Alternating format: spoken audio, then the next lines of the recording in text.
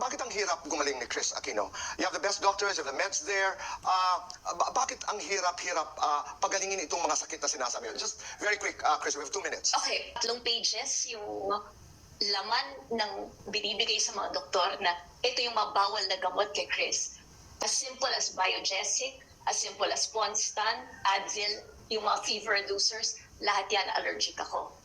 Lahat ng gamot, na halos lahat ng antibiotics, allergic ako. Yung mga steroids na binanggit ko, lahat niyan may side effect sa akin na meron akong pinagbabayaran.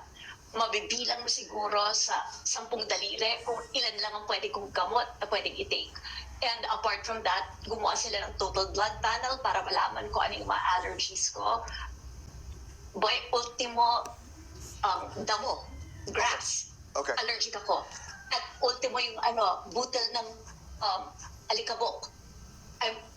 Pag nahihinig ako yan, at hindi naka-purify yung hangin, hindi po ito kaartihan. Totoo, naninikip na, nag-asthma attack na. Buhay ako ngayon, alam ko dahil tiwala ako sa dasal,